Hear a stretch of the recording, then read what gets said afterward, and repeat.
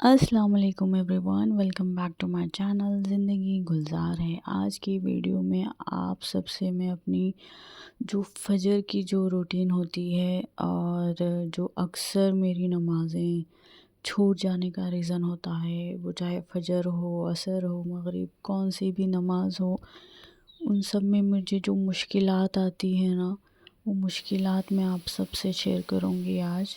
تو میں صبح فجر کے لیے اٹھ گئی تھی، کوشش کر رہی ہوں کہ ہر دن فجر کی نماز ادا کروں۔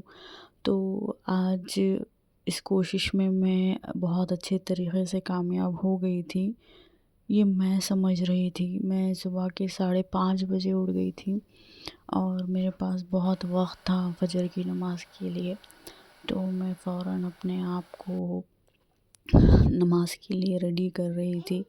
اتنے میں ہی عزیر اٹھ بھی گئے اور رونے بھی لگے، اور پھر میں نے انہیں دودھ دیا تاکہ کچھ کھا لے پی لے، تو پیٹ بھر گیا تو نیند تو آ جائے گی۔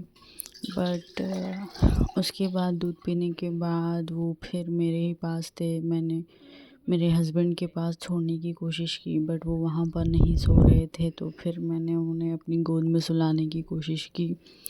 میں بس فکر میں آ گئی تھی کہ اللہ بس آج نماز نہ چھوٹ جائے، تو کسی بھی طرح سے میں نے نماز تو ادا کر دی، عزیر کو اپنے ساتھ ہی رکھا، اور خوشی بھی ہوئی کہ چلو تربیت کرنے میں آسانی ہو جائے گی۔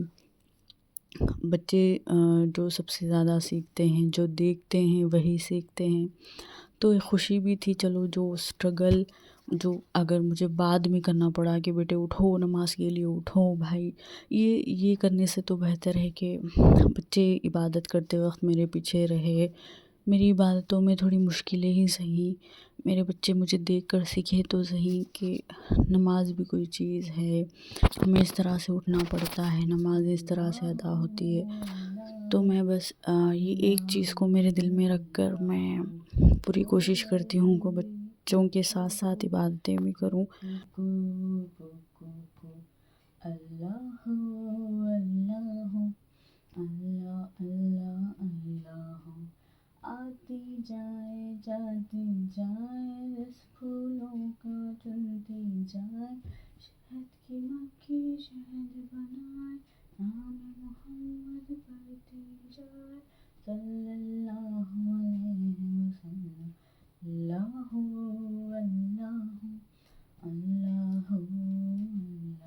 اس طرح سے میں عزیر کو سلا دیتی ہوں، اور عزیر سو بھی جاتے ہیں یہ سن کر، تو الحمدللہ عزیر سو گئے تھے، اور پھر میں کوشش کر رہی تھی کہ قرآن بھی کھولوں، تھوڑا بہت، تھوڑا ہی صحیح، کچھ نہ کچھ میں پڑھ لوں، کچھ دیکھ لوں، میری آنکھوں کو، میرے دل کو، میرے ہاتھوں کو سکون تو ملے کہ میں قرآن پڑھ رہی ہوں۔